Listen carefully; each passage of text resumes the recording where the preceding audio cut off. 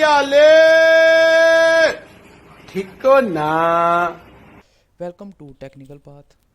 मेरा नाम मोहम्मद मुनीब है और आज हम स्टार्ट करने जा रहे हैं पाइथन सीरीज़। ये सीरीज़ स्पेशली बिगनर्स के लिए है, वो स्टूडेंट्स जिनको पाइथन नहीं आती या कोई भी दूसरी प्रोग्रामिंग लैंग्वेज नहीं आती, तो परेशान मत हों, वो इस कोर्स को फॉलो करें और इंशाल्लाह इस कोर्स के लास्ट पर आपको ज़रूर प्रोग्रामिंग आना स्टार्ट हो जाएगी। ये कोर्स का बेसिक पर्पस नहायत ही बेसिक लेवल से एडवांस लेवल तक है। तो अब हम स्टार्ट करते हैं कि पाइथन बेसिकली होती क्या है। सबसे पहले देखते हैं कि पाइथन है क्या। Python is a interpreted high level programming language for general purpose programming. Python एक हाई लेवल लैंग्वेज है, हाई लेवल प्रोग्रामिंग लैंग्वेज है।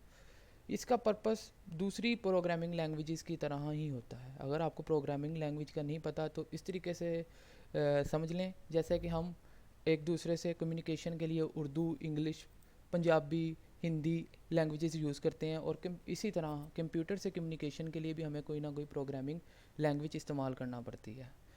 इसके बाद है it is very dynamic and easy to use. Python बहुत ज़्यादा डायनामिक होती है। जैसा कि C++, जावा या सी में देखा जाए, जो कोड 50 से 60 लाइन में लिखा जाता है वो पाइथन में सिर्फ 7 से 8 लाइन्स में वो कवर हो जाता है। और ये इसको समझना बहुत इजी होता है। इसको समझना, इसको यूज़ करना पाइथन को बहुत इजी होता है। ये इंग्लिश लाइक स्टेटमेंट्स होती हैं, इसमें डिफ़िकल्ट सिंटैक्स यूज़ नहीं होता जैसा कि दूसरी लैंग्वेजेस में होता है। जैसा कि सेमीकोलन अगर आप यूज़ नहीं करते, C++ में तो एरर आ जाता है, ब्रैकेट्स यूज़ करना लाजमी होता है, लेकिन पाइथन में ऐसा कुछ नहीं होता। ये दूसरी लैंग्वेजेस से हटकर बहुत इजी लैंग्वेज है। तो इसके बाद सवाल आता है कि अगर हम पाइथन सीख तो लेते हैं, इसके बाद मार्केट में हमें जो मिलेगी, अगर मिलेगी तो वो किस कैटेगरी की मिलेगी, यानी कि पाइथन का मार्केट में स्कोप क्या है वो हम देखते हैं। वेब डेवलपमेंट सबसे पहले आ जाता है। वेब डेवलपमेंट में इसका फ्रेमवर्क आ जाता है जेंगो, फ्लास्क। ये नहायत ही इंपॉर्टेंट होते हैं और ये बहुत इन है आजकल मार्केट में। उसके बाद आ जाता है एप्लीकेशन डेवलपमेंट, जो आप मोबाइल पे ऐप्स यूज़ करते हैं, वो डेवलपमेंट में भी यूज़ होता है। ग्राफिकल डेवलपमेंट में यूज़ होता है। गेम डेवलपमेंट, गेम्स का किसको नहीं पता, गेम डेवलपमेंट में बहुत इंपॉर्टेंट है ये।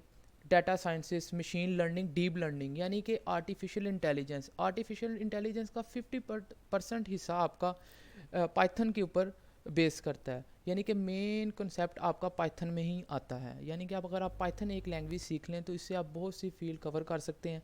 पाइथन सीख लें, उसके बाद आप खुद माइंड बना लें कि आपने किस फील्ड में जाना है, उसमें आप ग्रिप बना लें।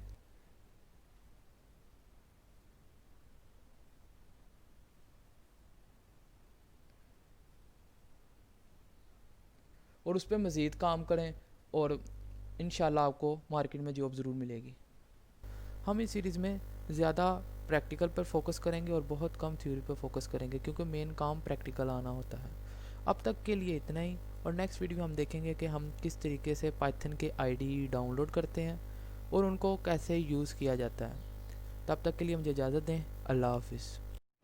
चल मेरा पुत्र छुट्टी कर।